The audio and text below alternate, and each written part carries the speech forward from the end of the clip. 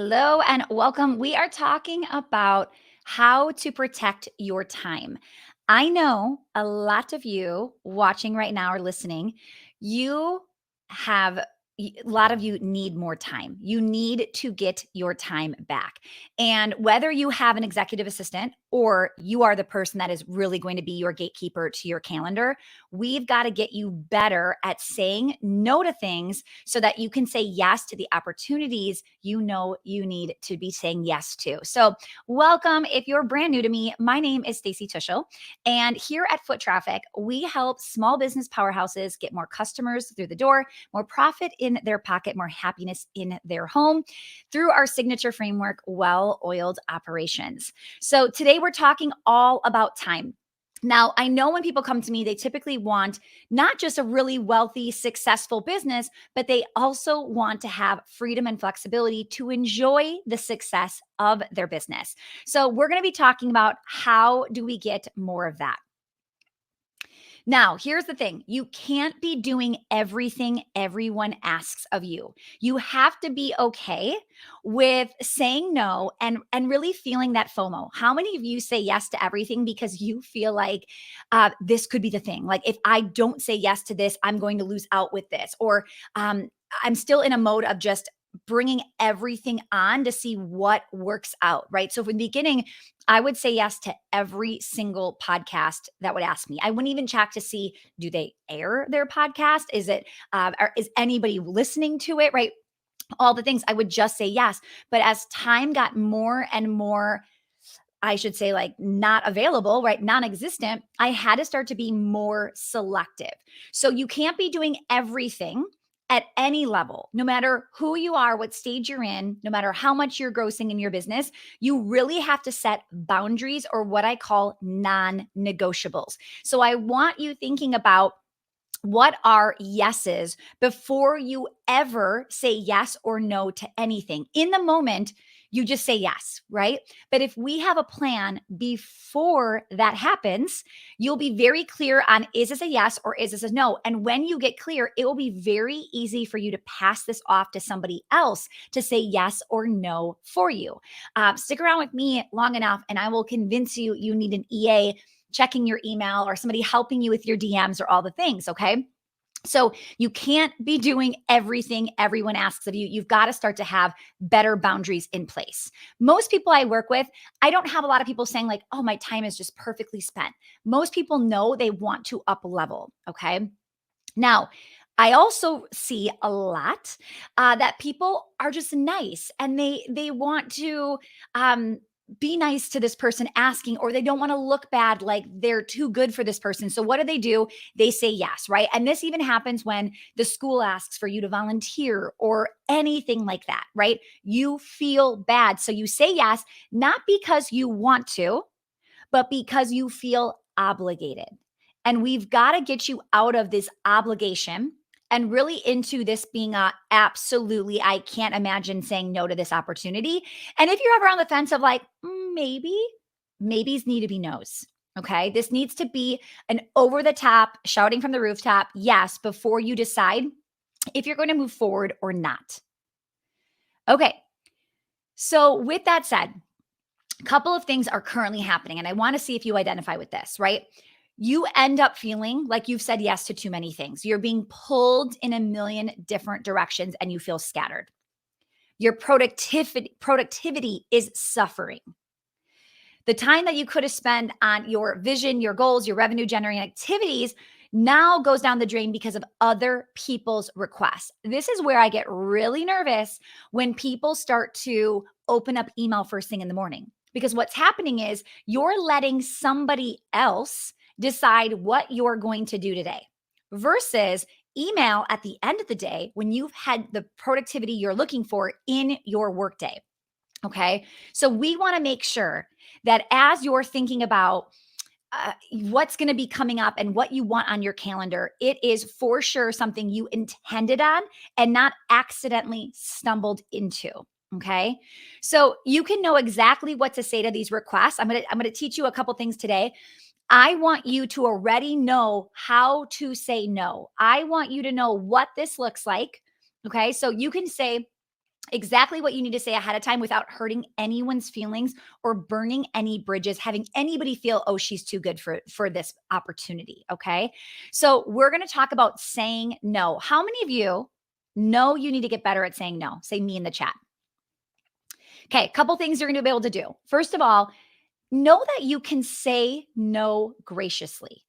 All right. You can say no graciously. You can say, thank you so much for thinking of me. Like, I am honored, but at this time, and then we'll give you a couple of strategies and things to do. But at this time, I just don't have the availability. Or at this time, I am extremely focused. So right now, I am building out a brand new funnel. And somebody asked me today if I could do something with them or for them. And I responded and said, I'd love to help you out. But right now, my priority is building this new program. And as soon as that's done, I would be more than happy to do it. But you know what happens? A lot of people, they get a request and they feel bad. Oh, and this person's nice and they help me out and I should do it. And all of a sudden you say in your head, but then you prove it on your calendar, is you say, I will do this first in front of my actual priorities, right? So it's okay to let somebody know that right now I'm not able to do this, but I will in the future. Somebody asked me for a testimonial. This was maybe a few months ago, and they're a great, like, I love working with them. They're great. And they asked me for a testimonial, and I didn't reply to the email. That's another thing. You don't have to reply to every single email that somebody sends you. Okay. So I didn't reply to their email. And then they followed up like 2 weeks later because they're good at following up. And they said, hey, I don't know if you saw this. Would you be able to send me a testimonial? So I just responded and said, absolutely. However, I have this going on at the moment, and I probably won't get to this until next month. Now, that might seem extreme. Like, somebody asks you for a testimonial and you can't get it to them for 30 days. First of all, I don't owe anybody anything I have never said yes to in the first place. I would be giving this person a testimonial because I paid for their services, right? It's not like they're just doing something to help me for free. I have been paying for that, right? So I'm 100% saying, yes, I can do it.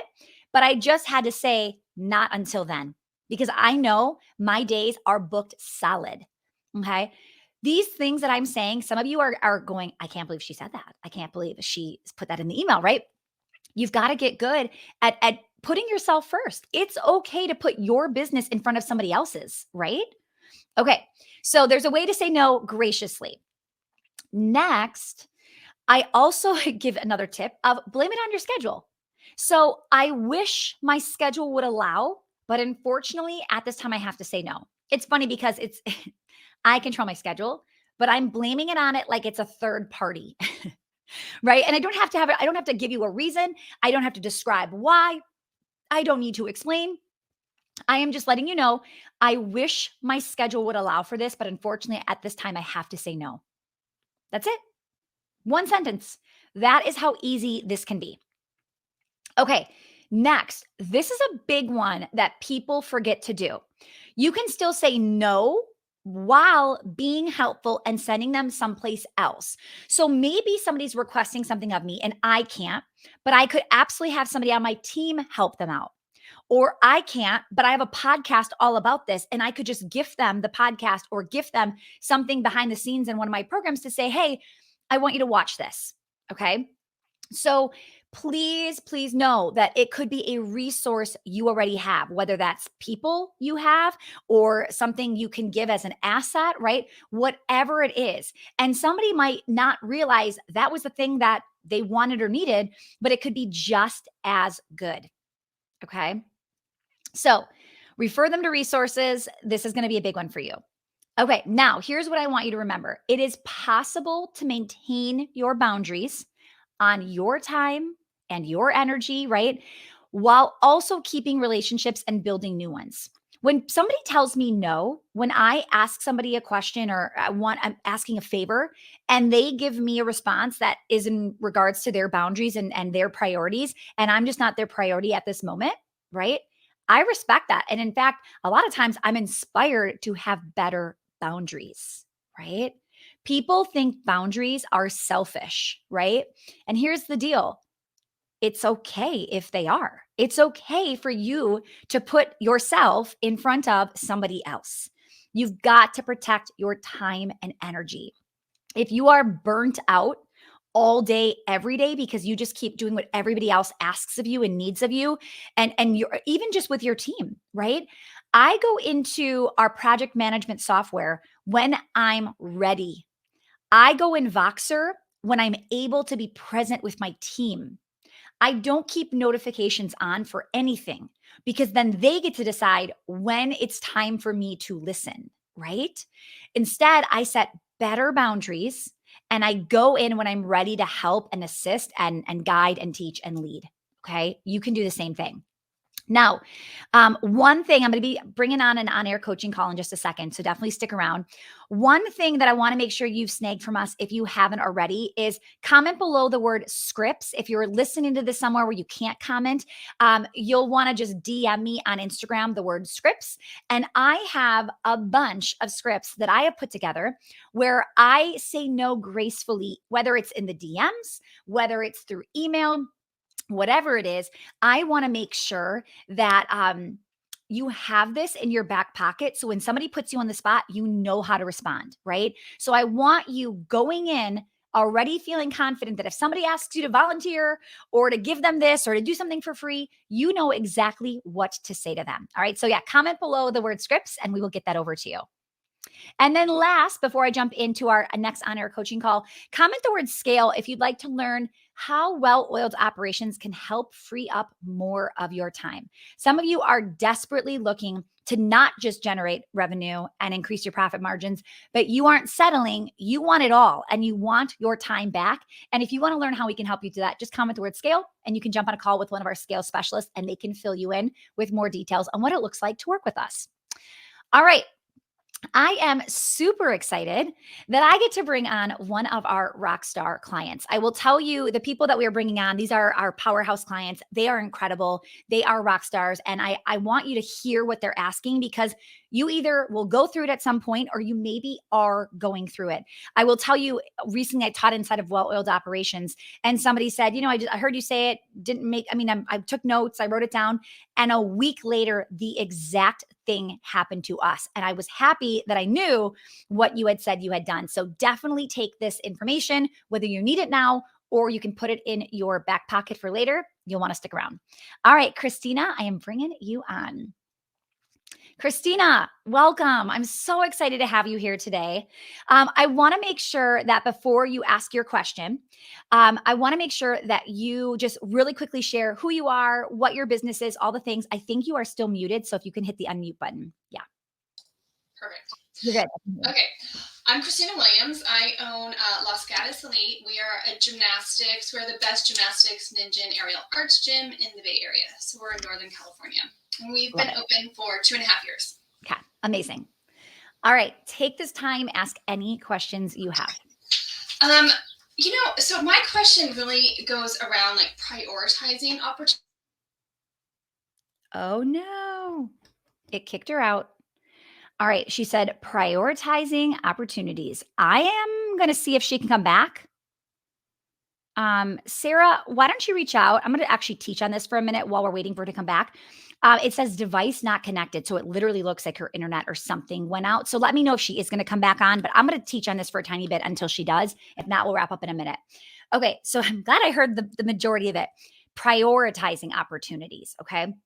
So this is what I was talking about a little while ago of up leveling your boundaries and your non-negotiables, right? So first of all, a lot of opportunities may be coming your way. And as you get them, you have to ask yourself, what would be the intention behind this opportunity? What would I get out of it? Right? So as you start to weigh what is, and here's the thing, everybody needs something different. So I might get a speaking opportunity and you'll be surprised how many speaking opportunities I turn down that are a really like a high paying price point. And it's because of this. I'll tell you why. So like, let's say somebody pitches me and says, hey, we'd love for you to come speak to our audience, $10,000, 45 minutes. And it can even be a presentation you already have done before. That sounds like a no brainer, right? Doesn't that sound like that's easy? Here's what you have to understand. With this opportunity I received, I had to ask who's in the audience. is there possibly people in the audience that would buy my program even if I can't sell from stage? Okay. So that was a big one. So the answer was actually no. They all work for this person in their business and nobody would buy my program. I would just be training them. Okay. So that means the $10,000 they were going to pay me, there is no more coming from that. It is a flat fee of 10,000. Okay. From there, I then said, and the next question would have been, okay, great. Am I allowed to sell on stage? Like, can I sell and give a cut to the person who's running this event? Like that would be, I'll do that. But there was no opportunity to sell because no one would buy. So I was like, kind of like a check mark, not great. The other thing was, it was a 2.5 hour drive. This was no airplane. I was for sure going to be driving for 2.5 hours one way. So now all of a sudden, I have 2.5 hours there, 2.5 hours back in the hour on stage. So I can no longer say this is $10,000 for 45 minutes or an hour. I have to now say this is 6 hours. And here's another thing. I'm going to show up early. Oh, yes, she's back. Okay, Christina, I'm bringing you on in 1 second. I'm going to show up early, right? I'm going to make sure, what if there's traffic? So now all of a sudden I have to go look at this opportunity and say, okay, this does not make sense for me. Now I'm real, and I could jump on a webinar and sell more than $10,000 from my office, right? So you've got to weigh what it is you're looking for. Now, if you want cash and that opportunity is quick cash for you, take it.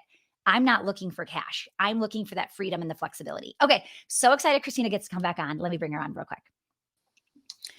Okay. Christina, ask me your question again and I'll take it in whatever direction you go. Oh, so prioritizing opportunities. And mine was really about scaling. Like, for example, we have had this week a lot of talk about, possible expansion again. And then some of my current team members want to come on and do more full-time kind of work. And, just trying to figure out how to really align it so it kind of works out, take advantage of all of those things. Okay, so let me ask you, what do you want? What are you going after right now? So my goal is to scale, right? And so I always thought I would open a second location. But then to do that, you need a bigger team. So it's kind of just helping everything line up. Okay. Yeah. So in a perfect world, I guess I should say, is there an opportunity competing with it? Or is there a reason you're thinking maybe I shouldn't do this yet? There is a potential. So that's the other thing is, right? Okay. The site we're at currently, I think in the future, there'll be an opportunity to grow that particular site. Okay. So I want to pause here. This is really good. Okay. So first of all, I want everybody to hear, if you heard Christina say she's been in business 2.5 years, you might be thinking, oh my goodness, she's like a baby entrepreneur. She shouldn't be scaling yet. Christina is a unicorn. And I know her very well, and she is in the 7-figure range. She has a big team and she is learning how to delegate. And she actually is in a place where she can scale. That is not normal. For me to bring somebody on that's 2.5 years in, I would never be talking second locations or any of that stuff. Okay. So I just want to make sure everybody hears that. Okay. So the question becomes, could you just scale the current location first before bringing on the second one, right?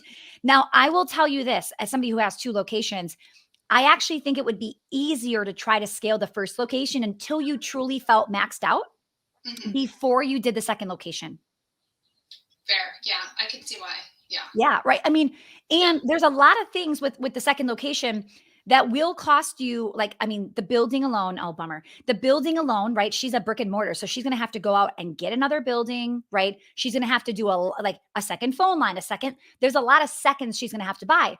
But for her to just scale the first business, she may have to just get more space, right? Attached to it, but she's not adding a second front desk person, a second phone line, do you see what I'm saying? So there's actually, people think, oh, I would save a lot by having 2 locations.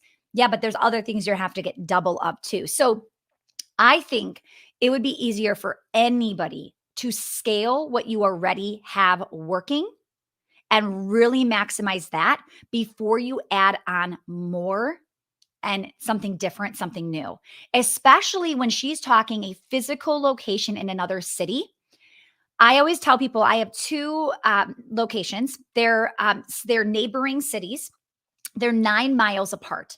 which is not a big deal, especially here in Wisconsin. I can drive between the two, 9 miles, 15 minutes. Like that's it. Like, I mean, I know like in California, like a 9 miles could be an hour away. Ours are a 15-minute drive. There's going to be no traffic. There's a gazillion ways you could get to both locations, right? And the clientele could not be different, like more different. They are, it's insane. Like, and what's really weird is things we never thought, things we got away with in the first location. The second location, clients were like, wait, where, like, I will give you this really weird example, but just to show you how different the people are, is in the second location, parents came up to us and they said, hi, where do we put our jackets? Like the parents were like, where do we put our coats? And we're like, I mean, on like your chair, or like, can you hold it? Or like we had been open for 10, 15 years. Was it 15 or 10? I don't know. It was over a decade. Never, ever did I have a parent in my Oak Creek location say, where do I put my jacket? They just held it or did something with it, right? But in this other city, they were like, you want me to hold my coat? Like, could we get like a coat rack or a place for the parent? We literally in the second location had to buy like a coat hanger rack thing for the parents to put their coats. And the other location still don't have one. And no one's ever asked about it. They're very different. And the program that grows the best in the one city is different. Like we couldn't get music to take off in Oak Creek forever. And then in Franklin, music blew up faster than dance. It was crazy. So they're so different and they have different like problems and different like just amazing things, right? So it's like second locations are harder than they look. That's what I'll say. And I also think too, with how fast Christina is growing, I mean, 2.5 years, 7-figure business, like holy cow. She grew so much faster that I thought I grew fast. She grew so much faster than my brick and mortar businesses did. And I just think there's still so much for her to go through and experience and all the things that I would say start, like keep scaling the thing that's working. Now, when Christina says, we're maxed out, we don't have any more classes available, we can't get more space in our building, we can't, then a second location would make sense to continue to scale. But make sure you're actually maxed out. I remember one time I thought I was maxed out in my dance studios, and one of my mentors said, how many days a week are you open? And I said, 5, like Monday through Thursday and Saturday. And he's like, well, why aren't you offering Friday or Sunday classes? I'm like, I don't think people want to come on a Friday night or a Sunday to take classes. And he's like, you cannot say you're maxed out until you are literally maxed out on the calendar. So since then, we have taught on both days, Fridays and Sundays. And Fridays, like we have some sold out classes on Fridays, right? People that are too busy during the week, but come on Friday. So don't allow yourself to think you're maxed out if you're actually not. Like we sometimes think, oh, like I had somebody say, oh, I maxed out and they were teaching 2 days a week. And I'm like, well, why not the third? She's like, well, I don't want to personally teach. I'm like, well, that's not a maxed out. That's you needing to hire somebody to teach on Wednesday or to teach on another day. Okay, so that's kind of what I'll bring up. So, anyway, unfortunately, Christina, our internet is not connecting. But I'm so excited you got to see her a little bit, and we've got her. If you're in the Facebook group, she's in one of our trainings as well, where I dive into her story, and she is just a wealth of knowledge. We are so grateful to have her in Powerhouse. She is a true powerhouse. I mean, for anybody to scale a business from zero in a pandemic, she started like her business. I think was like pre-pandemic, like 2 months in, and then the pandemic hit, and she has just been incredible. So I hope today got you thinking, how do I get my time back? How do I start saying yes? I should say, how do I start saying no to the things that I just don't have time to do anymore, so I can truly start saying yes to the opportunities that are coming my way? Because the worst thing that you want is to have a calendar full and a massive opportunity show up and you aren't able to say yes to it because you're already booked solid. Okay. Now, I will say, I'm going to give one last tip. I will say that if that happens, it's okay to go and cancel or reschedule the opportunity that was already taken to say, I need this one. Like that is truly the better opportunity that I need to do. Now, some people feel really selfish saying, but I've already committed to that. Like, how could I cancel? How could I? Do you know how many people no show on me, cancel on me? Like it's unbelievable how many times it happens with like high level podcasters, people you would never think would behave that way. I'm talking like 2 minutes after it's scheduled. Oh, hey, she's not gonna be able to make it today. Ah, hi, thanks. I'm already on Zoom. That would have been really helpful if you could have given me a tiny bit of a heads up. Okay. So please let me tell you, you can respectfully say to somebody, listen, unfortunately, that's not going to work anymore, give them a heads up, like a week or two, a heads up. That's not going to work anymore. Can we reschedule a different day? You can do that. It's okay. I promise you. So if you need help learning how to say no, make sure you comment below scripts or DM us the word scripts. And I'm going to send you over a template of all the ways I graciously and respectfully say no, or no, thank you, or not right now. You're going to want to get a hold of those. All right. Have a phenomenal rest of your week. I will see you back here next week. If you're not in our free Facebook group, Foot Traffic Operations, make sure to join us. We are going live every single week with brand spanking new content, and you're going to want to get it here first. I'll see you there.